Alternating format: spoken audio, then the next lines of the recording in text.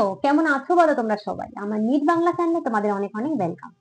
তোমাদের জন্য আমি ইউটিউবে যে সিরিজটা চালু করেছি সেটায় অলরেডি অনেকগুলো লেকচার হয়েও গেছে।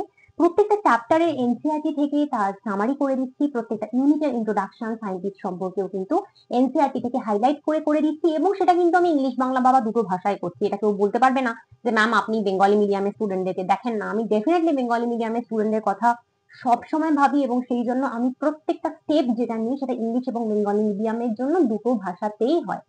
তো এখানে কিন্তু শুধু তাই না, তার সাথে সাথে কিন্তু এই পার্ট থেকে কি কি প্রশ্ন তোমাদের আসতে পারে নিটের জন্য, সেই রকম নিট কোয়ালিটি কোয়েশ্চেন তোমাদের জন্য আমি করে আনি প্রত্যেকদিন। আজকেও এনেছি। তো আজকে আমরা ক্লাস 11 এর যে চ্যাপ্টার 7 রয়েছে, স্ট্রাকচারাল অর্গানাইজেশন ইন অ্যানিমালস, এটা করব। ভীষণ ইম্পর্টেন্ট চ্যাপ্টার, ভীষণ ইন্টারেস্টিং চ্যাপ্টার, আর আমার তো এটা ভীষণ ফেভারিট চ্যাপ্টার। তো চলো শুরু করি। তার আগে বলি, তুমি যদি আমার চ্যানেলে নতুন হয়ে থাকো চ্যানেলটা সাবস্ক্রাইব করতে পারো, ভিডিওগুলো ভালো লাগে লাইক কমেন্ট শেয়ার করতে একদম ভুলো না। তোমার নিট জার্নি তোমার পাশে আমি কন্টিনিউ থাকবে। তো এই যে টিস্যু চ্যাপ্টারটা, এই চ্যাপ্টারটার মূলত কিন্তু তিনটে পার্ট রয়েছে। প্রথম যে পার্ট সেটা হচ্ছে অ্যানিমেল টিস্যু সম্পর্কে। অ্যানিমেল টিস্যু কিরকম হয়, টিস্যু কাকে বলে, টিস্যু কয় রকমের হয়, প্রত্যেকটা টিস্যু স্ট্রাকচার, তাদের ফাংশন, এই পার্ট। নেক্সট পার্ট তোমাদের যেটা পড়তে হয় সেটা হচ্ছে আরশোলা, ককরোচ, এবং থার্ড যেটা পড়তে হবে সেটা হচ্ছে ব্যাং, ফ্রগ। তো এই চ্যাপ্টারটা নিয়ে তোমাদের অনেকেরই কনফিউশন আছে যে ম্যাম এটা কি পড়বো, নতুন এনসিইআরটি তো কিছুই নাই, অ্যাকচুয়ালি কি পড়বো এটা। তো এই চ্যাপ্টারটা থেকে তোমাকে আমি বলে দিলাম তোমাকে তিনটে পার্টি পড়তে হবে, কিন্তু নতুন এনসিইআরটি তে সেটা সবটা নেই, কিন্তু নিজের সিলেবাসে রয়েছে। তার জন্য তোমাকে কি করতে হবে, পুরোনো এনসিইআরটি থেকে প্রিন্ট করে নিতে হবে, বা পিডিএফ থাকলে সেটাও চলবে, বা জেরক্স কিছু একটা করতে হবে, যেখানে কিন্তু তোমার প্রথমে থাকবে টিস্যু পার্ট, তারপরে থাকবে ককরোচ, এবং তারপরে থাকবে ব্যাং। ঠিক? তো এটার সামারিটুকু আজকে আমরা দেখবো। আর এখানে আর্থওয়ার্মও রয়েছে, কিন্তু আর্থওয়ার্ম তোমাদের সিলেবাসে নেই, তাই আর্থওয়ার্ম তোমাদের পড়তে হবে না। ঠিক? ওকে, চলো শুরু করি। Cells, tissues, organs and organ systems split up the work in a way that ensures the survival of the body as a whole and exhibits division of labor.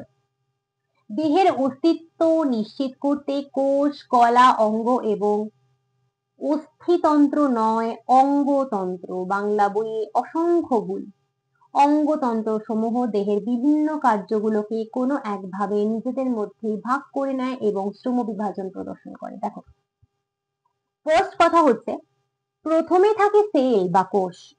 বেশ কয়েকটা সেল নিয়ে তৈরি হয় টিস্যু। বেশ কয়েকটা রকমের টিস্যু নিয়ে তৈরি হয় অর্গান। বিভিন্ন রকমের কতগুলো অর্গান নিয়ে তৈরি হয় অর্গান সিস্টেম, অঙ্গতন্ত্র। এবার প্রত্যেকের আলাদা আলাদা কাজ থাকে। Division of labour, work division, শ্রম বিভাজন। যেমন যেমন ধরো তোমার সিস্টেম বডিতে কি কি রয়েছে। ধরো সাপোজ তোমার সার্কুলেটরি সিস্টেম নিয়ে আমি কথা বলছি, সংবহন তন্ত্র, বা ধরে নাও রেসপিরেটরি সিস্টেম, শ্বসন তন্ত্র, বা ধরে নাও ডাইজেস্টিভ সিস্টেম, পরিপাক তন্ত্র, বা তোমার রেচন তন্ত্র, এক্সক্রিটরি সিস্টেম, বা তোমার রিপ্রোডাক্টিভ সিস্টেম, জনন তন্ত্র, বা তোমার কঙ্কাল তন্ত্র, স্কেলিটাল সিস্টেম, মাস্কিউলার সিস্টেম, পেশিতন্ত্র। তো এই যে প্রত্যেকটা তন্ত্র, অঙ্গতন্ত্র বা অর্গান সিস্টেম, এদের প্রত্যেকের তো আলাদা আলাদা কাজ, তাই তো? সবাই তো এক কাজ করে না। তোমার সার্কুলেটরি সিস্টেম বা সংবহন তন্ত্রে যেখানে তোমার হার্ট রয়েছে, যেখানে তোমার ব্লাড ভেসেলস রয়েছে, যেখানে তোমার ব্লাড সেলস রয়েছে, তারা একরকম কাজ করে। আবার তোমার রেসপিরেটরি সিস্টেম আরেক রকম কাজ করে, তোমার রিপ্রোডাক্টিভ সিস্টেম আরেক রকম কাজ করে। প্রত্যেকের কাজ তো আলাদা, তাই তো? তো তোমার বডিতে যত রকমের কাজের প্রয়োজন হয় সবটা যদি তুমি একজনকে দাও তাহলে সে কাজে ভুল করবেই। তাই জন্য আলাদা আলাদা দায়িত্ব দেওয়া হয়েছে বিভিন্ন তন্ত্রদের ওপরে, বিভিন্ন সিস্টেমের ওপরে, যাতে তারা নিজের নিজের কাজ বুঝে নেয়। তোমাদের যখন স্কুলে ধরো একটা ফাংশন হবে, তো আমি তোমাদের স্কুলের ধরো টিচার, তো টিচার হয়ে কি করলাম, তোমাদের ক্লাস থেকে তোমাদের 10 জনকে আমি ভলেন্টিয়ার করলাম। এবার ভলেন্টিয়ার করার পরে আমি 10 জনের মধ্যে ধরো দুজন দুজন দুজন দুজন করে 5টা গ্রুপ করে দিলাম। তো দুজনকে বললাম তুই ফাংশনের দিন ফুলের দায়িত্ব নিবি, ফুল দিয়ে সাজাবি। দুজনকে বললাম তুই চেয়ার টেবিলের দায়িত্ব নিবি, চেয়ার টেবিল সাজাবি। দুজনকে বললাম যে তুই দেখবি যে যারা ঢুকছে ফাংশনের সময় বাইরে থেকে যেন লোক না ঢুকে পড়ে, সবাই যেন স্কুলের ঢোকে, তাদের যেন আইডি কার্ড থাকে, তুই সেই দায়িত্বটা নিবি। দুজনকে হয়তো বললাম তুই খাবারের দায়িত্ব নিবি, তুই খাবারটা আনবি। আর দুজনকে হয়তো বললাম যে তোরা দেখবি যে ডিসিপ্লিন মেনটেন হচ্ছে কিনা সেগুলো। তাহলে প্রত্যেককে আমি আলাদা আলাদা দায়িত্ব দিলাম। যদি আমি দুজনকে সব দায়িত্ব দিতাম তাহলে তারা নিতে পারতো না। সেই রকম ভাবে কিন্তু আমাদের বডিতেও তাই হয়, যত রকমের কাজ থাকে সেগুলোকে আলাদা আলাদা আলাদা ভাবে করানো হয়। ঠিক আছে, এটা কি বলে? ওয়ার্ক ডিভিশন বা শ্রম বন্টন, শ্রম বিভাজন। ওকে, এবার সোজা চলে যাচ্ছি টিস্যুতে, কারণ এই চ্যাপ্টারটা টিস্যু সংক্রান্ত। তো a tissue is defined as a group of cells along with intercellular substances performing one or more functions in the body. অন্তঃকোষীয় উপাদানসমূহ একগুচ্ছ কোষ যখন দেহের এক বা একাধিক কাজ করে তখন ওই কোষগুচ্ছকে কলা বলে। টিস্যু কাকে বলে? ধরো বেশ কিছু কোষ রয়েছে বা সেল রয়েছে, বেশ কিছু সেল রয়েছে, ঠিক আছে? এগুলো হচ্ছে কি? এগুলো সেলস, নানা রকমের কতগুলো সেলস রয়েছে। আর এদের মাঝখানে যেটা তুমি দেখতে পাচ্ছ, সেলগুলোর মাঝখানে এই যে জায়গাটা তুমি দেখতে পাচ্ছ, এগুলোতে কি থাকে? এখানে কি থাকে বলো? এখানে থাকে হচ্ছে তোমার এই জায়গাটা, মাঝের জায়গাটাকে বলে inter cellular space. Inter cellular space বা বলতে পারো অন্তঃকোষীয় স্থান। ঠিক আছে, বিভিন্ন সেলের মাঝখানে স্পেসটা। এই যে ইন্টারসেলুলার স্পেস, এখানে বেশ কিছু সাবস্টেন্স থাকে, পদার্থ থাকে, তাদেরকে আমরা বলি ইন্টারসেলুলার সাবস্টেন্স বা অন্তঃকোষীয় উপাদান। কোথায় থাকে? এই স্পেসটার মধ্যে থাকে। তো এই টোটাল সিস্টেমটাকে আমরা টিস্যু বলতে পারি, যেখানে বেশ কিছু সেলস থাকবে এবং সেলগুলোর মাঝে ফাঁকা স্থান থাকবে, যেটাকে আমরা বলি ইন্টারসেলুলার স্পেস, এবং সেই স্পেসের মধ্যে ইন্টারসেলুলার সাবস্টেন্স থাকবে, কিছু অন্তঃকোষীয় উপাদান থাকবে। একে আমরা মোটামুটি ভাবে একে আমরা টিস্যু বলতে পারি। ঠিক আছে, ধরো তোমাকে আমি এক্সাম্পল দিই, তুমি যদি বলো ব্লাডের কথা, ব্লাড এক রকমের টিস্যু। তো ব্লাডের মধ্যে নানা রকমের সেল থাকে, তুমি জানো ব্লাডের মধ্যে আরবিসি, ডাব্লিউবিসি থাকে না? আরবিসি ডাব্লিউবিসির বাংলা কি? লোহিত রক্তকণিকা, শ্বেত রক্তকণিকা, অনুচক্রিকা বা প্লেটলেট, এই সমস্ত থাকে। এছাড়াও ব্লাডের মধ্যে আরো অনেক কিছু থাকে, অনেক প্রোটিন টোটিন থাকে। তো এই সমস্ত সেলগুলো রয়েছে, তাদের মাঝে স্পেসও রয়েছে, এবং এই পুরো জিনিসটা একসাথে রয়েছে ব্লাড, এবং সেই ব্লাড কিন্তু নিজের নিজের মতন কাজ করছে। তো এটা ব্লাড যেমন এক রকমের টিস্যু। এইবার টিস্যু মূলত 4 রকমের হয়, 4 রকমের কিন্তু টিস্যু হয়। এপিথেলিয়াম টিস্যু, এপিথেলিয়াম টিস্যু, যার বাংলা হচ্ছে আবরণী কলা। নেক্সট হয় হচ্ছে কানেকটিভ টিস্যু, কানেকটিভ টিস্যুর বাংলা হচ্ছে যোগ কলা। আর হয় মাস্কিউলার টিস্যু, মাস্কিউলার টিস্যুর বাংলা হচ্ছে পেশি কলা। আর 4 নম্বর হচ্ছে নিউরাল টিস্যু, নিউরাল টিস্যুর বাংলা হচ্ছে স্নায়ু কলা। তো এই মোটামুটি ভাবে এই 4 রকম হচ্ছে আমাদের বডির মেইন যে টিস্যু গুলো। তো দেখো কি বলছে এখানে, বলছে যে তোমার epithelia are sheet like tissues lining the body's surface and its cavities, ducts and tubes. Epithelia has one free surface facing a body fluid or the outside environment. Their cells are structurally and functionally connected at junction. Epithelia হলো পাত সদৃশ কলা, যা দিয়ে দেহতল, দেহ গহ্বর, নালী এবং নালিকাগুলি আবৃত থাকে। এপিথেলিয়াম একটি মুক্ত তল থাকে, এই তলটি দেহ তরল অথবা বহিঃ পরিবেশের দিকে থাকে। এই কলার কোষগুলো গঠনগত এবং কার্যগতভাবে পরস্পরের সাথে সম্পর্কিত। তো এপিথেলিয়াল টিস্যু হচ্ছে, তুমি মনে রাখবে এপিথেলিয়াম মানে কি, মনে রাখবে অনেক সময় এটা একটা শীটের মতন স্ট্রাকচার। শীট যেমন ধরো তোমার বাড়িতে তুমি বেশ কিছু জিনিসপত্র এক জায়গায় ডাম্প করে রেখেছো, টাইম হয়নি গোছানো, ডাম্প করে রেখেছো, ঠিক আছে? অনেক বাসন কোসন জামা কাপড় একটা কর্নারে ডাম্প করে রেখেছো। এবার তার উপরে যাতে ধুলো না পড়ে তার জন্য তুমি একটা চাদর বিছিয়ে রাখলে, ঠিক? সেই চাদর যে বিছিয়ে রাখলে সেটা হলো এপিথেলিয়াল টিস্যু। বুঝতে পারলে? তো বেসিক্যালি এপিথেলিয়াল টিস্যুটা এরকম একটা আস্তরণের কাজ করে, আবরণের কাজ করে, সেই কারণেই কিন্তু এটার বাংলা হচ্ছে আবরণী কলা। বুঝাতে পারলাম? এবার এই যে ব্যাপারটা আবরণী কলা বা এপিথেলিয়াল টিস্যু, এটাকে তুমি কোথায় পাবে? সব রকম সারফেসে পাবে। যেমন তোমার বডির এই যে সারফেস, ধরো আমার এই যে হাতের স্কিন, ঠিক আছে, এই সারফেসে থাকছে আমার কি থাকছে? Epithelial tissue. তাছাড়া আমার বডির ভেতরে যত রকমের টিউব বা ডাক্টস রয়েছে, ক্যাভিটিস রয়েছে, দেখো, ধরো তোমাকে আমি একটা, কত রকমের টিউব তোমার বডিতে থাকে। ধরো আমি তোমাকে এখানে একটা বলছি যে তোমার এটা হচ্ছে আমাদের মনু দাদা, ভালো কথা। এবার এই মনু দাদা আর মুন্ডুহীন মনু দাদা, একে লাভ নেই, মুন্ডুওয়ালা মনু দাদা। এবার এই যে ধরো এই মনু দাদার এই যে বাইরের যে স্কিন, সেটা হচ্ছে তোমার এপিথেলিয়াল টিস্যু, ঠিক আছে। এবার এইখান দিয়ে যে মনু দাদার যে তোমার ডাইজেস্টিভ ট্র্যাক্ট গেছে, পরিপাক তন্ত্র বা ডাইজেস্টিভ ট্র্যাক্ট, পরিপাক নালী, সরি তন্ত্র না, পরিপাক নালী বা ডাইজেস্টিভ ট্র্যাক্ট যেটা গেছে। এবার ট্র্যাক্টটাকে যদি তোমাকে আমি এরম ভাবে বোঝাই, তো এই ট্র্যাক্টটারও কিন্তু এই পুরো লাইনিংটা থাকবে, এই পুরো শীটটা থাকবে এপিথেলিয়াল টিস্যু। বুঝাতে পারলাম? ধরো একটা পাইপ রয়েছে, তো পাইপটার যে বাইরের পুরো আবরণটা সেটা হচ্ছে এপিথেলিয়াল টিস্যু। তো তোমার বডিতে এরকম পাইপ তো প্রচুর রয়েছে, তাই তো? তো এই সব পাইপের এই আবরণে রয়েছে এপিথেলিয়াল টিস্যু। তারপরে বডির যেখানে যেখানে ফাঁকা অংশ রয়েছে, ধরো এই পার্টটা ধরো ফাঁকা, যেটা ফাঁকাকে আমরা কি বলি? ক্যাভিটি বলি, গহ্বর বলি। তো সেই জায়গাটাও কিন্তু এরকম ভাবে লাইনিং করা থাকবে এপিথেলিয়াল টিস্যু দিয়ে, ঠিক আছে।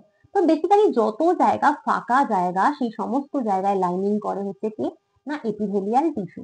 তাহলে ক্যাভিটি বা গহ্বর, নালিকা বুঝে গেছো, যেটা বিভিন্ন টিউব বা ট্র্যাক এবং সারফেস, সব জায়গায় এপিথেলিয়াল টিস্যু থাকে।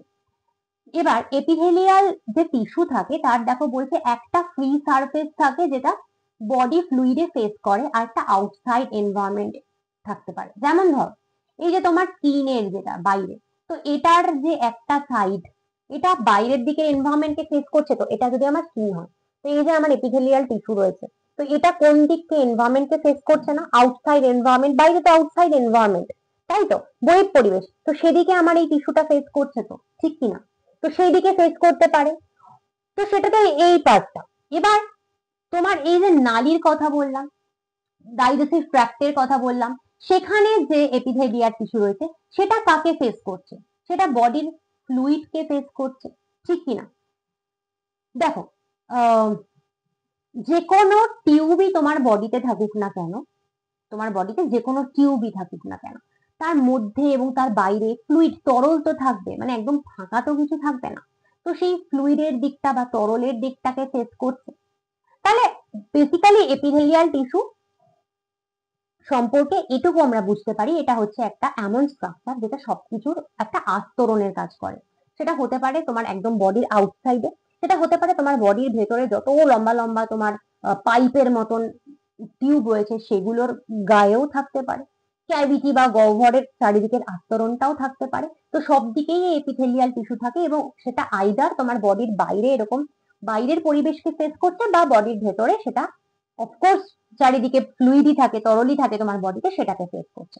বোঝা গেল? নেক্সট, এবার তাহলে আমরা চলে আসবো হচ্ছে কানেকটিভ টিস্যুতে। এপিথেলিয়াল হয়ে গেছে, কানেকটিভ টিস্যু।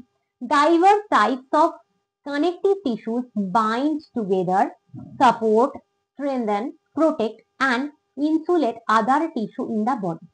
বিভিন্ন ধরনের যোগ কলাগুলো একসাথে সংঘবদ্ধ হয়ে দেহকে দৃঢ়তা ও সুরক্ষা প্রদান করে এবং অন্যান্য কলাগুলোকে আবৃত করে রাখে। তোমাকে প্রথমে একটা কথা বলি, এপিথেলিয়াল টিস্যু যখন তুমি বুঝে গেলে সারা বডির কোথায় কোথায় থাকে, মাসকিউলার টিস্যু বা মাসেল, তোমার কোনো ডাউট নেই, মাসেল তুমি সবাই জানে, মাসেল কি, নিউরন কি তুমি জানো, তাহলে মাসেল, নিউরন আর এপিথেলিয়াল টিস্যু যদি তুমি জানো, তাছাড়া তোমার বডির যত রকমের টিস্যু হবে সবাইকে ঢুকিয়ে দেবে হচ্ছে কানেকটিভ টিস্যুতে। বোঝাতে পারলাম? মাসেল, নিউরন এবং এপিথেলিয়াল টিস্যু ছাড়া বডির যে কোনো টিস্যুকে ঢুকিয়ে দাও কানেকটিভ টিস্যুতে, ঠিক আছে। তো কানেকটিভ টিস্যুর প্রচুর কাজ, যেমন এরা বডিকে তোমাকে দৃঢ়তা দিচ্ছে বা স্ট্রেনথেন দিচ্ছে, সুরক্ষাও দিচ্ছে, সাপোর্ট করছে, সব প্রচুর কাজ করে, আর অন্যান্য টিস্যুকে ইনসুলেট করে, তাদেরকে তাদেরকে মানে ক্ষয়ক্ষতির হাত থেকে রক্ষা করে, ঠিক আছে।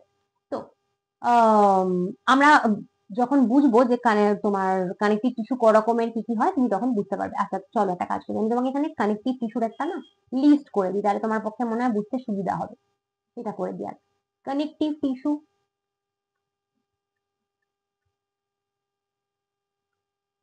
কানেকটিভ টিস্যু কি বাংলা? যোগ কলা। খুব ভালো কথা। এটা কয় রকমের হবে? কানেকটিভ টিস্যু প্রথম কথা হচ্ছে মেইনলি 3 রকমের হয়। ঠিক আছে, কি কি? লুজ হয়, আর কি হয়? ডেন্স হয়, আর কি হয়? স্পেশালাইজ হয়। 3 রকমের কানেকটিভ টিস্যু হয়, লুজ হয়, ডেন্স হয়, স্পেশালাইজ হয়। এবার লুজ আবার 2 রকমের হয়, কি কি? এরিওলার, এরিওলার হয়, অ্যাডিপোজ। তাহলে লুজ কানেকটিভ টিস্যু 2 রকম, areolar, adipose. Dense connective tissue 2 রকমের হয়, কিরকম? রেগুলার হয়, ইরেগুলার। ঠিক আছে, স্পেশালাইজ কানেকটিভ টিস্যু হয় হচ্ছে 3 রকম, কি কি? কার্টিলেজ যার বাংলা তরুণাস্থি, বোন যার বাংলা অস্থি, ব্লাড যার বাংলা রক্ত। কানেকটিভ টিস্যুতে মূলত তুমি এই কভাগে ভাগ করতে পারো। ফার্স্ট কথা, কানেকটিভ টিস্যু বা যোগকলা 3 রকমের হয়, লুজ যেটাকে শিথিল বলে, ডেন্স যেটাকে ঘন বলে, স্পেশালাইজ যেটাকে বিশেষিত বলে বাংলায়। লুজ কানেকটিভ টিস্যু 2 রকমের হয়, areolar, adipose. Dense connective tissue 2 রকমের হয়, রেগুলার, ইরেগুলার, নিয়ত, অনিয়ত। আর স্পেশালাইজ হয় 3 রকমের, কার্টিলেজ অস্থি, তরুণাস্থি, বোন অস্থি, আর ব্লাড রক্ত। এবার আমরা এখানে বোঝা শুরু করবো। দেখো এই লিস্টটা থাকলে তোমার বুঝতে শুরু হবে। এবার এখানে হচ্ছে তোমাকে বলছে যে প্রথমে বলছে soft connective tissue. Soft connective tissues consist of protein fibers as well as a variety of cells arranged in a ground substance. নমনীয় যোগকলা সমূহ প্রোটিন তন্তুর পাশাপাশি ধাত্র পদার্থের উপর সজ্জিত বিভিন্ন ধরনের কোষ নিয়ে গঠিত। এবার তুমি এখানে বললে সফট কানেকটিভ টিস্যুটা কোনটা? দেখো, সফট কানেকটিভ টিস্যু তুমি এরিওলার কে বলতে পারো, অ্যাডিপোজ কে বলতে পারো, এগুলো হচ্ছে সব সফট কানেকটিভ টিস্যু। ঠিক আছে, তো এই সফট কানেকটিভ টিস্যু যেগুলোর কথা বলছে, এগুলোতে তোমার কি থাকে? প্রচুর পরিমাণে প্রোটিনের তন্তু বা প্রোটিন ফাইবার থাকে, এছাড়া প্রচুর রকমের সেলস থাকে। ঠিক আছে, and is in a ground surface. Ground surface কিছুই না, গ্রাউন্ড সারফেস হচ্ছে যার ওপরে সেলগুলো থাকে। মানে ধরো এরকম এরকম এরকম এরকম কিছু ম্যাট্রিক্স বা ধাত্র থাকে, সেগুলোকে বলে গ্রাউন্ড সাবস্টেন্স। আর তার উপরে থাকে তোমার এই সেলগুলো। ঠিক আছে, তার উপরে থাকে এই সেলগুলো। দেখো এগুলো আমি খুব ডিটেলে পড়াচ্ছি না, এগুলো আমার ডিটেলে পড়ানো রয়েছে অলরেডি, কিন্তু এখানে যেহেতু আমি সামারি করছি এর বেশি ডিটেলে আমি যেতে পারছি না। Cartilage, bone, blood and adipose tissue R specialised connective tissue. এই লাইনটা খুব ইম্পর্টেন্ট। কেন ইম্পর্টেন্ট জানো? অ্যাকচুয়ালি অ্যাকচুয়ালি তোমাদের এনসিইআরটি তে যেখানে নরমালি লেখা রয়েছে, মানে সামারি না, ভেতরে যেখানে চ্যাপ্টারটাতে লেখা রয়েছে সেখানে লেখা রয়েছে তরুণাস্থি, অস্থি আর রক্ত হচ্ছে বিশেষ ধরনের যোগকলা। মানে তুমি দেখো এখানে স্পেশালাইজড এর মধ্যে কিন্তু কার্টিলেজ, বোন আর ব্লাডই পড়ে। কার্টিলেজ, বোন আর ব্লাড পড়ে, কিন্তু সামারিতে না অ্যাডিপোজ টিস্যুকেও বলছে স্পেশালাইজড কানেকটিভ টিস্যু। মেদকলাকেও কিন্তু বিশেষ ধরনের যোগকলা বলছে। অ্যাকচুয়ালি এটা ভুল না, তুমি যদি বড়দের বই পড়ো সেখানে গিয়ে তুমি দেখতে পাবে অ্যাডিপোজ টিস্যুকেও কিন্তু আমরা স্পেশালাইজ কানেকটিভ টিস্যুর মধ্যেই দিই, মেদকলাকে আমরা বিশেষ ধরনের যোগকলা বলি, তাই সেন্টেন্সটা কিন্তু ভুল না। ঠিক আছে, কিন্তু তোমাদের অ্যাকচুয়াল যে বইয়ের টেক্সট রয়েছে সেখানে তোমাদের এই তিনটাকেই কিন্তু স্পেশালাইজ বলা হয়েছে। তো এটা আমি এই জন্য গুরুত্ব দিলাম কথাটাকে, যদি তোমাদের পরীক্ষায় স্টেটমেন্ট বেসড কোয়েশ্চেনে আসে যে cartilage, bone, blood and adipose tissues আর স্পেশালাইজ কানেকটিভ টিস্যু, তুমি কিন্তু সেটা ফলস করে এসো না, কারণ অ্যাডিপোজ টিস্যু কিন্তু connective tissue, specialise connective tissue এক রকমের। আমি তোমাকে সেটা আজকে কোয়েশ্চেনও সলভ করে দেবো, এগুলো থেকে তো প্র্যাকটিস হবে তোমার। কার্টিলেজ এন্ড বোন আর বোথ স্ট্রাকচারাল মেটেরিয়াল। তরুণাস্থি এবং অস্থি উভয়ই গঠনকারী বস্তুর পদার্থ। তুমি জানো যে কার্টিলেজ আর বোন দুজনেই কি হয়? তোমার স্ট্রাকচার দেয়। Blood is a fluid tissue with transport function. ব্লাডের কি কাজ? রক্ত হলো এক প্রকার তরল কলা যা বিভিন্ন ধরনের বস্তু পরিবহন করে, বোঝার কিছু নেই এখানে। Adipose tissue is a reservoir of stored energy. মেদ কলা হলো সঞ্চিত শক্তির ভান্ডার। অ্যাকচুয়ালি অ্যাডিপোজ টিস্যুতে কি হয়?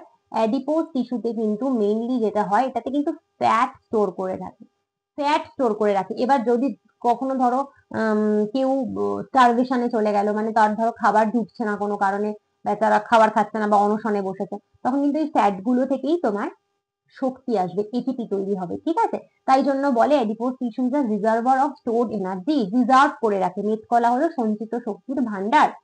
Muscle tissue which can contract or shorten in response to stimulation helps in movement of the body and specific body parts. আর পেশিকলা কি? পেশিকলা যা কিনা সংবেদনে সাড়া দিয়ে সংকুচিত হতে পারে, তা সমগ্র দেহের স্থানান্তরণে বা কোনো বিশেষ অংশের নড়াচড়ায় সাহায্য করে। তুমি জানো যে মাসেলের কাজই হচ্ছে মুভমেন্টে হেল্প করা, যে কোনো রকমের মুভমেন্টে হেল্প করা। স্কেলিটাল মাসেল, মাসেল তিন রকমের হয় তুমি জানো, স্কেলিটাল মাসেল হয়, স্মুথ মাসেল হয়, আর হয় কার্ডিয়াক মাসেল। তো স্কেলিটাল মাসেল কি হয়? Skeletal muscle is the muscle tissue attach to bones. সবাই জানে যে ঐচ্ছিক পেশি স্কেলিটাল মাসেল বা কঙ্কাল পেশি গঠনকারী পেশিকলা হাড় বা অস্থির সঙ্গে সংযুক্ত থাকে। তোমার গোটা বডির যে তোমার কঙ্কাল রয়েছে, হাড় রয়েছে, তার সাথে জুড়ে থাকে হচ্ছে কি কঙ্কাল পেশি, স্কেলিটাল মাসেল, ঠিক আছে, কঙ্কাল পেশি। কারণ তার জন্যই কিন্তু এই যে ধরো আমি এভাবে এভাবে হাত পা নাড়ছি, কি করে নাড়ছি? আমার বডির কঙ্কালটা নড়ছে, ঠিক আছে, কিন্তু হেল্প করছে কঙ্কালটাকে কে নাড়াতে সাহায্য করছে? কঙ্কালটার সাথে জুড়ে আছে যে মাসেল গুলো, সেই মাসেল গুলোই কঙ্কালটাকে এভাবে মুভ করতে হেল্প করছে। সেই মাসেল গুলো হচ্ছে স্কেলিটাল মাসেল বা কঙ্কাল পেশি। আচ্ছা, নেক্সট হচ্ছে smooth muscle. Smooth muscle is a component of internal organ.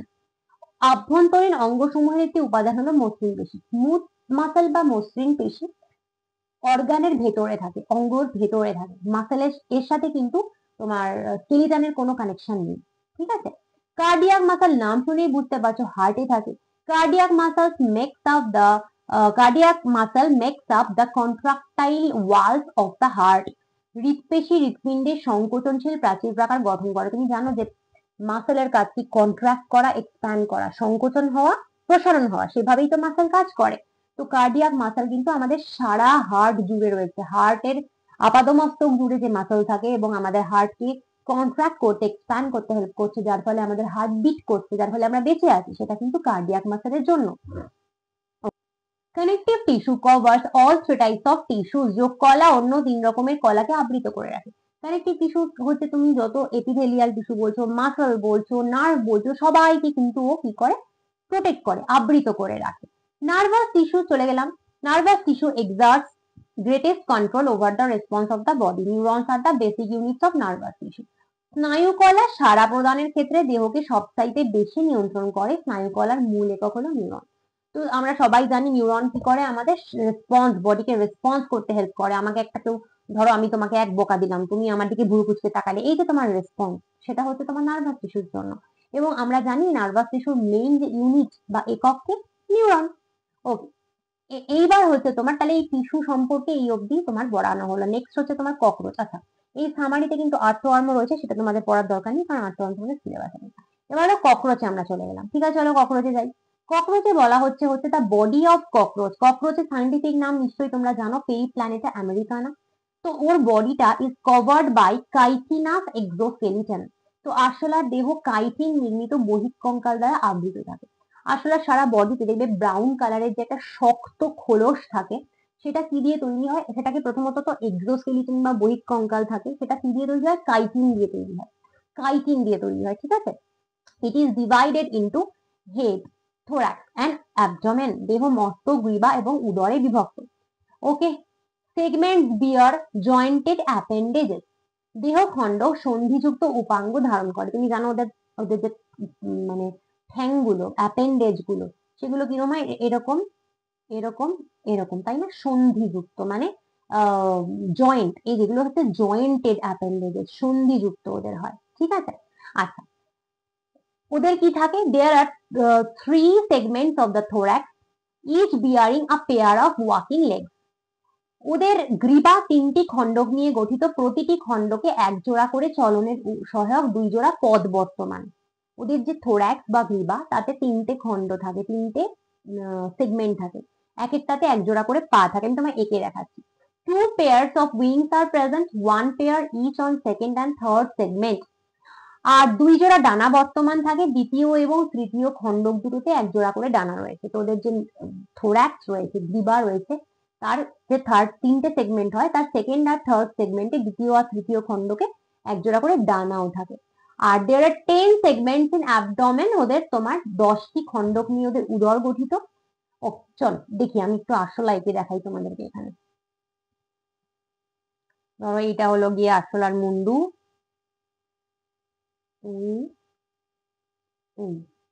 এইটা হলো থোরাক্স, 3টে খণ্ড এঁকেছি তুমি দেখো। এটা হলো কি, এটা হলো হেড, তারপরের পার্টটাকে কি বলবো, থোরাক্স, তারপরের পার্টটাকে কি বলবো, অ্যাবডোমেন। থোরাক্সে 3টে সেগমেন্ট হয়, এঁকেছি 1 2 3। অ্যাবডোমেনে কটা থাকে, 10, তাহলে 1 2 3 4 5 6 7 8 9 10, 10টা খণ্ড হয়েছে তো, 1 2 3 4 5 6 7 8 9 10, 10টা খণ্ড হয়েছে অ্যাবডোমেনে। এবার দেখো থোরাক্সের প্রত্যেকটাতে একটা করে কি থাকবে, ঠ্যাং থাকবে, তাই বলেছে না, ঠ্যাং ঠ্যাং ঠ্যাং ঠ্যাং ঠ্যাং ঠ্যাং।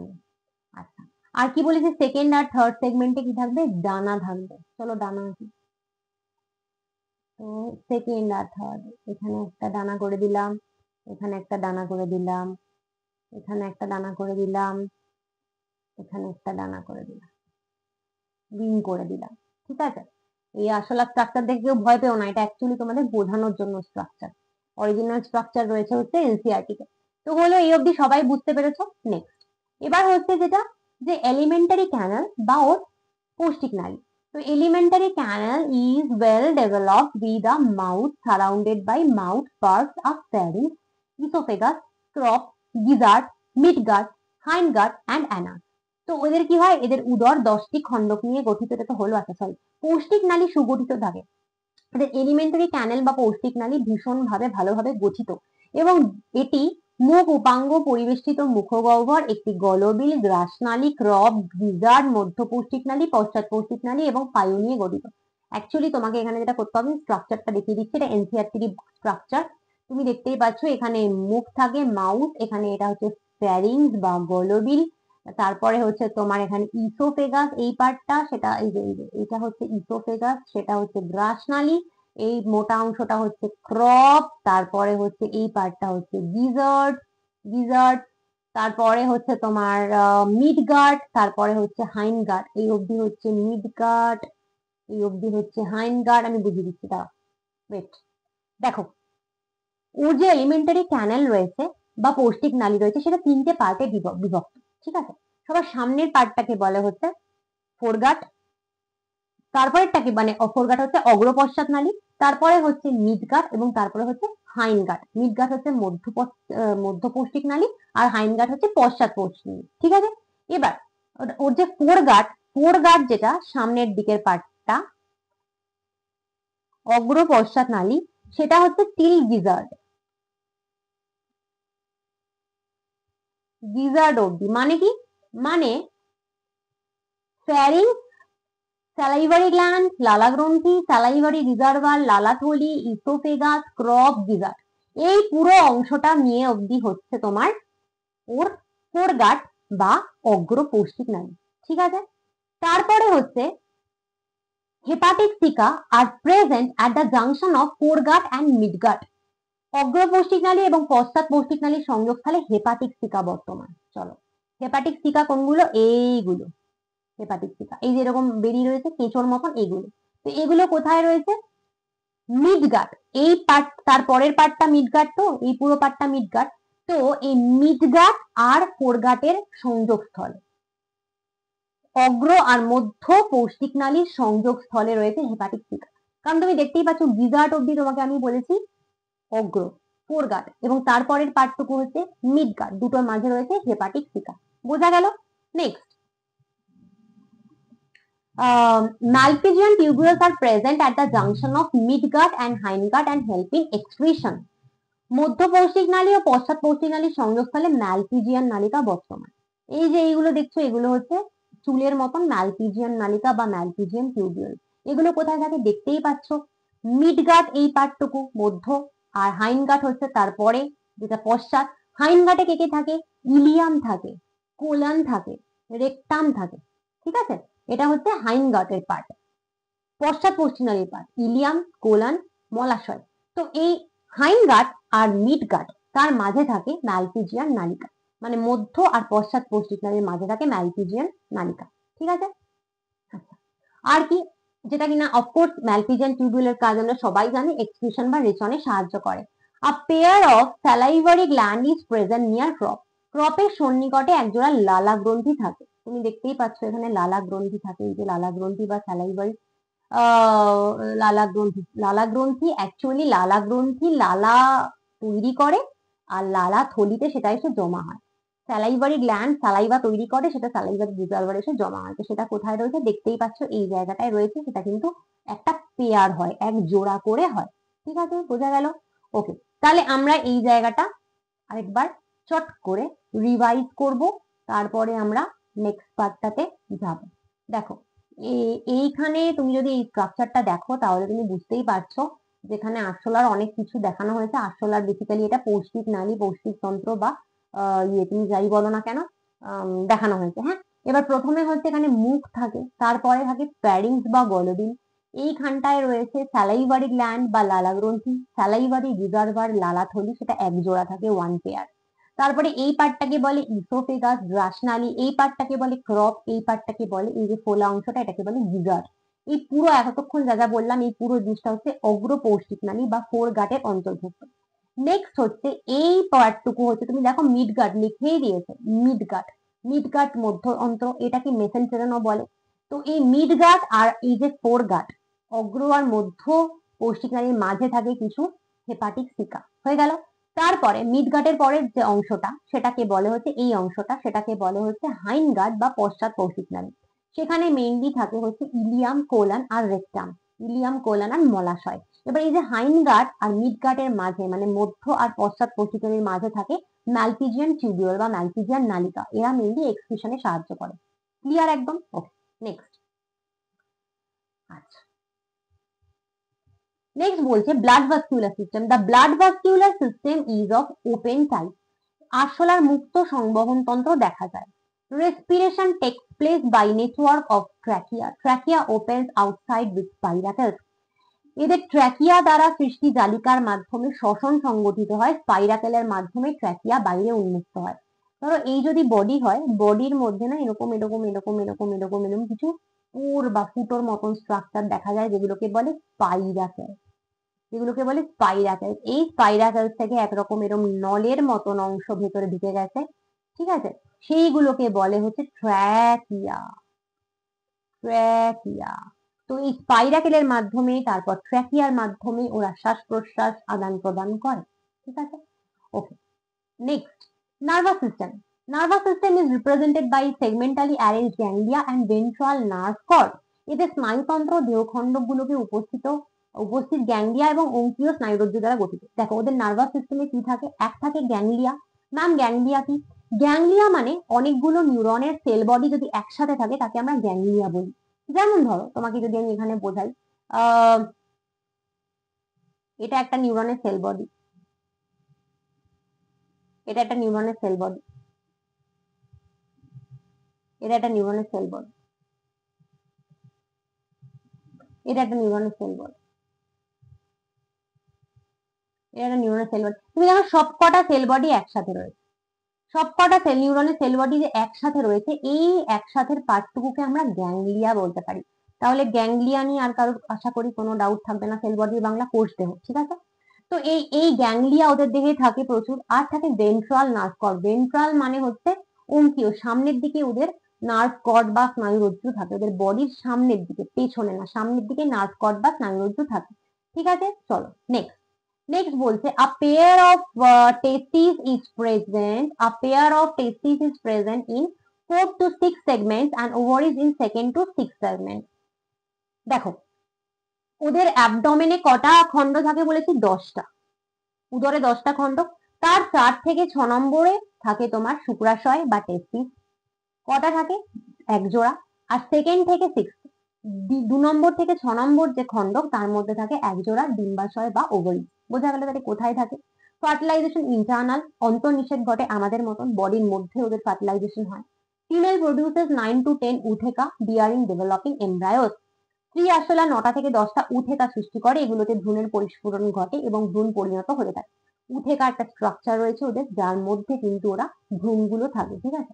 ওই উথেকাটা হচ্ছে একটা প্রোটেকশন, ভ্রূণগুলোকে প্রোটেকশন দেয়, ঠিক আছে? তো ওরকম 9 থেকে 10টা উথেকা ওরা তৈরি করে। Next, after rupturing of single utheka, 16 young ones called nymphs come out. তো একটা উথেকা থেকে, একটা উথেকা বিভিন্ন হলে 16টি নতুন আরশোলা বেরিয়ে আসে, এগুলোকে নিম্ফ বলে। তো এই যে 9 থেকে 10টা উথেকাও তৈরি করে, এক একটার মধ্যে যে ভ্রূণ থাকে, এমব্রায়ো কটা থাকে জানো? 16টা। এই 16টা তারপরে ওই উথেকা ফাটিয়ে বেরিয়ে আসে, ছোট্ট ছোট্ট আরশোলাগুলোকে নিম্ফ বলে। বোঝা গেল? এবার লাস্ট পার্ট হচ্ছে এই সামারি রাখছি, সেটা হচ্ছে frog. The Indian bull frog rana tigrina, নামটা মনে রাখবে। রানা টাইগ্রিনা হচ্ছে আমাদের ভারতীয় কোলা ব্যাঙ, তার scientific name. It is the common frog found in India, এটা ভারতবর্ষের সব থেকে পরিচিত ব্যাঙ। Body is covered by skin, দেহ চর্ম ত্বক দ্বারা আবৃত থাকে, তুমি জানো। ব্যাঙের বাইরের দিকে স্কিন থাকে। Mucus glands are present in the skin, which is highly vascularized and helps in respiration in water and on land. ত্বকে উপস্থিত রক্তজালক সমন্বিত শ্লেষ্মা গ্রন্থিগুলো জলে এবং স্থলে ব্যাঙকে শ্বসনে সাহায্য করে। ওদের কি হয়? ওদের স্কিনের মধ্যে মিউকাস গ্ল্যান্ড থাকে। মিউকাস গ্ল্যান্ডের বাংলা হচ্ছে শ্লেষ্মা গ্রন্থি। মিউকাস গ্ল্যান্ড কি করে? মিউকাস তৈরি করে, একটা পিচ্ছিল পদার্থ তৈরি করে। এবং ওই স্কিনটা ওদের কিন্তু প্রচন্ড ভাস্কুলারাইজ থাকে। প্রচন্ড ভাস্কুলারাইজ মানে কি? ওদের স্কিনে প্রচুর রক্তজালক সমন্বিত থাকে, ওদের ত্বক প্রচুর রক্তজালক সমন্বিত থাকে, এবং এই জিনিসটা কিন্তু ওদের কি করে? জলে রেসপায়ার করতে হেল্প করে, কিছুটা ল্যান্ডেও হেল্প করে, যেটা স্কিনের মাধ্যমে ওদের রেসপিরেশন হয়, যেটা কিন্তু আমাদের হয় না। আমাদের লাং ছাড়া আমরা রেসপিরেশন করতে পারি না, কিন্তু ব্যাঙেরা পারে। ওরা কি করে? ওদের স্কিনের মাধ্যমে ওরা রেসপিরেশন করে, স্কিনের মাধ্যমে ওরা অক্সিজেন CO2 আদান প্রদান করে, কারণ স্কিনে ওদের প্রচুর রক্ত জালক থাকে। তো তার মাধ্যমে ডাইরেক্ট বাতাস থেকে কিন্তু ওরা অক্সিজেন CO2 আদান প্রদান করে, একে বলে কিউটেনিয়াস রেসপিরেশন, যেটা মেইনলি ওদের জলে সাহায্য করে, স্থলেও করে। Body is divisible into head and trunk, তুমি জানো যে ওদের দেহ মস্তক এবং ধরে বিভক্ত। A muscular tongue is present which is bilobed at the tip and is used in capturing the prey. ওদের একটি পেশিময় জিহ্বা থাকে, জিহ্বাটির অগ্রভাগ দুই ভাগে বিভক্ত থাকে এবং এটি খাদ্য ধরতে সাহায্য করে। ওদের যে জিভ হয় না, ওদের জিভটা কিন্তু প্রচন্ড পরিমাণে পেশি বহুল বা মাস্কিউলার, এবং জিভটা এরম এসে সামনের দিকে এরকম ফেটে, মানে এরকম বাইলোব হয়ে যায়। দেখো দুটো লোব করে দিয়েছি আমি, এভাবে ফাঁটা থাকে সামনের দিকটা, তার ফলে কি হয়? সেটা খপাত করে শিকার ধরতে সাহায্য করে। The alimentary canal consists of esophagus, stomach, intestine and rectum which open into cloaca. ওদের পৌষ্টিক নালী, গ্রাস নালী, পাকস্থলী, অন্ত্র এবং মনাশয় নিয়ে গঠিত, যা ক্লোকাতে উন্মুক্ত হয়। আর মেইন ডাইজেস্টিভ গ্ল্যান্ড হচ্ছে লিভার আর প্যানক্রিয়াস। ওদের যকৃৎ আর অগ্নাশয় হচ্ছে প্রধান পাচক তন্ত্র। তুমি এটা যদি দেখো, এটা এনসিইআরটি স্ট্রাকচার দেখে নিতে পারো। তো বেসিক্যালি তোমার এখানে ইসোফেগাস রয়েছে, গ্রাস নালী, এখানে হচ্ছে এটা তোমার লিভার, যকৃৎ, এই পার্টটা হচ্ছে স্টমাক বা পাকস্থলী, তারপরে এটা ইন্টেস্টাইন, দেখতেই পাচ্ছ, তারপরে এটা ইন্টেস্টাইনের বাংলা অন্ত্র, তারপরে এটা রেকটাম বা মলাশয়, এবং আলটিমেটলি হচ্ছে এটা হচ্ছে ক্লকা। ঠিক আছে? ক্লকা, এবং লাস্টে যে ফুটোটা দিয়ে বেরিয়ে যায় সেটা হচ্ছে ক্লকাল অ্যাপারচার বা অবসারণী ছিদ্র। Okay, next, it can respire in water through skin and through lungs on land. তো ওরা জলে মূলত ওই স্কিনের সাহায্যে রেসপিরেশন নেয়, এবং ল্যান্ডে হচ্ছে লাংয়ের সাহায্যে। এরা জলে ত্বকের সাহায্যে এবং স্থলে ফুসফুসের সাহায্যে শ্বাসকার্য চালায়। Circulatory system is close with single circulation, রক্ত সংবহন তন্ত্র ওদের একচক্রী এবং বদ্ধ সংবহন প্রকৃতির। এদের কিন্তু ক্লোজ সার্কুলারি সিস্টেম আছে, ঠিক আছে? বদ্ধ সংবহন তন্ত্র রয়েছে। একচক্রী মানে কি? সিঙ্গল সার্কুলেশন, সেটা এখানে বোঝানো সম্ভব না, ডিটেলে বোঝানো হবে, সেটা কিন্তু আমি আলাদা, আমার লেকচার রয়েছে, তোমরা চাইলে ইউটিউবে দেখে নিতে পারো। আরবিসিস আর নিউক্লিয়েটেড, এদের লোহিত রক্তকণিকা নিউক্লিয়াস যুক্ত। মনে রেখো, আমাদের মানুষদের কিন্তু আরবিসি তে নিউক্লিয়াস থাকে না, আমাদের আরবিসি নিউক্লিয়াস বিহীন, কিন্তু ব্যাঙের কিন্তু আরবিসি নিউক্লিয়াস যুক্ত। Nervous system is organised into central, peripheral and autonomic. ওদের কেন্দ্রীয় স্নায়ুতন্ত্র, প্রান্তীয় স্নায়ুতন্ত্র এবং স্বয়ংক্রিয় স্নায়ুতন্ত্র নিয়ে ওদের নর্মাল স্নায়ুতন্ত্রটি গঠিত। The organs of urinogenital systems are kidneys and urinogenital ducts which open into cloaca. মূত্র জনন তন্ত্র গঠনকারী বিভিন্ন অঙ্গগুলো হলো বৃক্ক, মূত্রজনন নালীদ্বয়, যেগুলো ক্লোকাতে উন্মুক্ত হয়। তুমি দেখবে কিডনি আর ইউরিনোজেনিটাল ট্র্যাক্ট, ঠিক আছে। এটা হচ্ছে কিডনি, দেখতেই পাচ্ছ, যেটা বৃক্ক। আর এখান থেকে নেমেছে হচ্ছে ইউরেটার, দেখতে পাচ্ছ, ইউরেটার নেমেছে কিডনি থেকে, যেটার বাংলা হচ্ছে গোবিন। এবং তারপরে এটা হচ্ছে এই এই যে পার্টটা দেখছো, এটা হচ্ছে মূত্রথলি বা ইউরিনারি ব্ল্যাডার, ঠিক আছে। ওকে, নেক্সট হচ্ছে the male reproductive organ is a pair of testis. যদি ছেলে ব্যাঙের কি হয়, পুংজনন তন্ত্র হিসেবে এক জোড়া শুক্রাশয় থাকে। The female reproductive organ is a pair of ovaries. আর স্ত্রীজনন তন্ত্র হিসেবে রয়েছে এক জোড়া ডিম্বাশয়, মেয়েদের এক জোড়া ডিম্বাশয় থাকে। আ ফিমেল লেজ 2500 to 3000 over at a time. স্ত্রী ব্যাঙ একসাথে কত ডিম পারে ভাবো, 2500 থেকে 3000 ডিম পারে। The fertilisation and development are external, বহির্নিষেক এবং পরোক্ষ পরিস্ফুরণ পরিলক্ষিত হয়। The eggs hatch into tadpoles which metamorphose into frogs. ডিম ফুটে ব্যাঙাতি হয়, ব্যাঙাতি বের হয়ে রূপান্তরিত পূর্ণাঙ্গ ব্যাঙে পরিণত হয়। তুমি জানো যে স্ত্রী ব্যাঙ জলের মধ্যে ডিম ত্যাগ করে, পুরুষ ব্যাঙ জলের মধ্যে স্পার্ম ত্যাগ করে। তো ওদের তারপরে সেই জলের মধ্যেই সেই স্পার্ম আর এগের ফিউশন হয়, তাই জন্য এটা কিন্তু এক্সটার্নাল ফার্টিলাইজেশন। আরশোলার ক্ষেত্রে ছিল ইন্টারনাল ফার্টিলাইজেশন। আরশোলার আমাদের মানুষদের মতো ইন্টারনাল, আর ব্যাঙের হচ্ছে এক্সটার্নাল ফার্টিলাইজেশন, ঠিক আছে। এবং ওদের কিন্তু কি হয় তোমার, ব্যাং, আমরা জানি ডিম ফুটে ব্যাঙাতি হয়, ট্যাডপোল, সেটা মেটামরফোসিস হয়ে ব্যাং তৈরি হয়, পূর্ণাঙ্গ ব্যাং তৈরি করে। ওকে, এবার আমরা কটা প্রশ্ন করব। আমি 5টা মাত্র প্রশ্ন নিয়েছি, যে কটা প্রশ্ন খুব ইম্পর্টেন্ট প্রশ্ন, নিটের জন্য করে যাও কোয়েশ্চেন গুলো। আচ্ছা, যারা ইউটিউব থেকে দেখছো বা অন্য কোথাও থেকে দেখছো, তোমরা এগুলো স্ক্রিনশট নিতে পারো। কোয়েশ্চেন গুলো অবশ্যই তোমাদের হেল্প করবে। যারা আমার পেইড ব্যাচ থেকে পড়ছো, তারা এভরিথিং পিডিএফ পেয়ে যাবে। ফার্স্ট কোয়েশ্চেন বলছে, a tissue is defined as group of cells along with intercellular substances performing one or more functions in the body.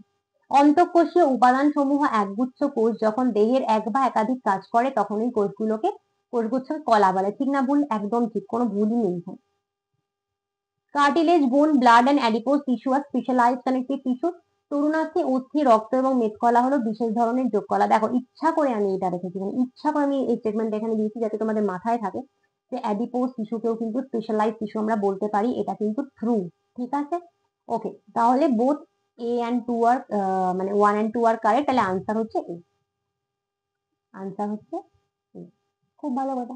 Next question বলছে, statement, areolar tissue is a reservoir of stored energy. Areolar কলা সঞ্চিত শক্তির ভান্ডার না। তোমাকে আমি কি বলেছি? Adipose tissue. Adipose টিস্যুতে থাকে ফ্যাট। অ্যাডিপোজ টিস্যু কিন্তু এনার্জি স্টোর করে রাখে, অ্যারিওলার নয়, এটা ভুল। Skeletal muscle is a component of internal organ.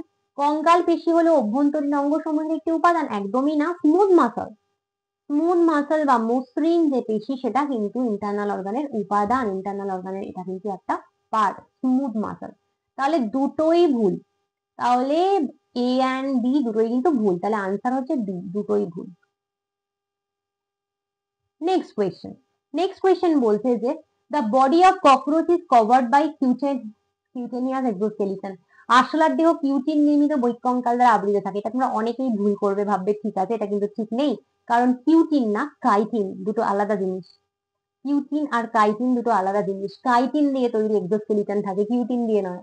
এই জন্যই কোয়েশ্চেন গুলো তোমাদের আমি এখানে প্র্যাকটিস করাচ্ছি, যাতে তোমাদের উপকার কিছু হয়। কারণ নিচে কিন্তু এইরকম ভাবেই দেবে, আর তোমরা তখন ভুল করে আসো যে ম্যাম ভাবলাম হবে। এই দেখো কিরকম ভাবে প্রশ্নগুলো আসছে, ঠিক আছে। আশা করি তোমাদের হেল্প হচ্ছে। আমি ইউটিউবে যতটা পাচ্ছি তোমাদের জন্য ফ্রিতে রাখার চেষ্টা করছি, যাতে ইউটিউব থেকেই তোমরা প্রচুর উপকার পাও। Two pairs of wings are present, one pair each on first and second thoracic segment. গ্রীবার প্রথম ও দ্বিতীয় খণ্ডক দুটোতে এক জোড়া করে মোট 2 জোড়া ডানা রয়েছে। না না না না, তোমাকে কি বললাম, 2 নম্বর আর 3 নম্বরে। থোরাক্সের মানে গ্রীবার 2 আর 3, 1 2 তো নয়, তাহলে দুটোই ভুল। তাহলে আনসার হচ্ছে বি। আনসার হচ্ছে বি। 4 নম্বর, in cockroach hepatic caeca are present at the junction of midgut and hindgut. আরশোলার মধ্য ও পশ্চাৎ কৌশিক নালীর সংযোগস্থলে হেপাটিক সিকা থাকে না। হেপাটিক সিকা কোথায় থাকে তোমাকে বললাম? ফোরগাট আর মিডগাটের মাঝে, অগ্র আর মধ্যর মাঝে, তাহলে এটা ভুল। Malpighian tubules are present at the junction of foregut and midgut. অগ্র ও মধ্য কৌশিক নালীর সংযোগস্থলে ম্যালপিজিয়ান নালিকা থাকে। না না না না, উল্টো হয়ে দেখো, দেখো দুটো জাস্ট উল্টে দিয়েছি। ম্যালপিজিয়ান টিউবুল কোথায় থাকে? মিডগাট আর হাইন্ডগাটের মাঝে, মধ্য আর পশ্চাতের মাঝে। আমি জাস্ট দুটোকে উল্টে দিয়েছি, তাহলে দুটোই ভুল। আনসার হচ্ছে বি, জাস্ট দুটো উল্টে দিয়েছি। Next question, circulatory system is open in frog. ব্যাঙের সংবহন তন্ত্র মুক্ত? না, একদমই না, ক্লোজড। কোথায় মুক্ত? ক্লোজ, বদ্ধ, closed. Like human, frogs have RBCs which do not have nucleus। মানুষের মতে ব্যাঙের আরবিসি গুলো নিউক্লিয়াসবিহীন? না না না, আমরা জানি ব্যাঙের আরবিসি থাকে, ব্যাঙের আরবিসিতে নিউক্লিয়াস থাকে, ব্যাঙের আরবিসিতে নিউক্লিয়াস থাকে, তাহলে ভুল। তাহলে আনসার হচ্ছে বি, দুটোই ভুল। এই হলো আজকের লেকচার শেষ। এবার আমি তোমাকে বলবো যে তুমি যদি এরকম অসংখ্য কোয়েশ্চেন আমার কাছে ইংলিশ বাংলা দুটো ভাষায় প্র্যাকটিস করতে চাও, বায়োলজিটাকে প্রপার শিখতে চাও, নিচে বায়োলজিতে ফুল মার্কস টার্গেট করতে চাও, অ্যাটলিস্ট ফুল মার্কস না হলেও যাতে 360 340 350 তুমি পাও, সেরকম যদি করতে চাও, এবং বাংলায় প্রচুর কিছু তুমি আমার কাছে প্র্যাকটিস করতে চাও যেটা তোমরা জেনারেলি বাংলাটা কোথাও পাও না, তাহলে তুমি আমার পেড ব্যাচ এনরোল করতে পারো। আমি আমার ব্যাচের ডিটেইলস তোমাকে এখানে আমরা দিয়ে দিই। এবারে তোমাকে আমি বলবো যারা তোমরা নিট 2026 এবং নিট 2027 দিচ্ছ এবং আমার biology online paid batch enrol করতে চাইছো, তারা এনরোল করতে পারো, খুব তাড়াতাড়ি এনরোল করে নাও।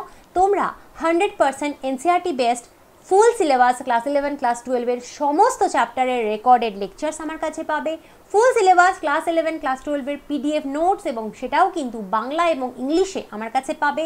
চ্যাপ্টার ওয়াইজ এমসিকিউ প্র্যাকটিসের পিডিএফ প্রচুর পাবে বাংলা এবং ইংলিশে, ঠিক যেরকম এখানে এক্সাম্পল দেখালাম এইভাবে প্রত্যেক চ্যাপ্টার থেকে প্রচুর তুমি বেঙ্গলি ইংলিশ পিডিএফ পাবে, এবং চ্যাপ্টার ওয়াইজ টেস্ট তুমি আমার কাছে দিতে পারবে বাংলা ইংলিশ দুটো ভাষায়, ফুল সিলেবাস টেস্ট দিতে পারবে বাংলা ইংলিশ দুটো ভাষায়। তাই নিট যেইভাবে এক্স্যাক্ট তুমি দেবে সেভাবে বায়োলজি কমপ্লিট প্র্যাকটিস তোমার কিন্তু আমার কাছে হয়ে যাবে। এবং আমার ব্যাচের আনলিমিটেড ভ্যালিডিটি, তুমি যদি ক্লাস 11-এ পড়ো তুমি জয়েন করতে পারো, ক্লাস 12-এ পড়ো জয়েন করতে পারো, যদি ড্রপার হও তাও জয়েন করতে পারো। যতদিন না নিট তুমি পাচ্ছ ততদিন তোমাকে আর কোনো দিন কোনো টাকা পয়সা দিতে হবে না, ততদিন তোমার সাথে আমি আছি, ততদিন আমার কোর্স তোমার সাথে আছে। এটার আনলিমিটেড ভ্যালিডিটি একবারই, শুধুমাত্র জয়েন করার সময় তোমার আমাকে দিতে হবে ₹1000 1000 টাকা তোমার আমাকে দিতে হবে একবারই জয়েন করার সময়। তারপর থেকে এটার আনলিমিটেড ভ্যালিডিটি, আর কোনো দিন কোনো এক্সট্রা টাকা পয়সা তোমার কাছে চার্জ করা হবে না। যতদিন না নিট পাচ্ছ ওই 1000 টাকাতেই এভরিথিং তোমার হয়ে যাবে। যদি এনরোল করতে চাও 9019765145 এই নাম্বারে তুমি হোয়াটসঅ্যাপ করতে পারো, হোয়াটসঅ্যাপ করে তুমি ডেফিনেটলি নিট কোর্সে এনরোল করতে পারো। চলো আজকে আসছি, পরের দিন অন্য কোনো ভিডিও নিয়ে আসবো। Bye bye.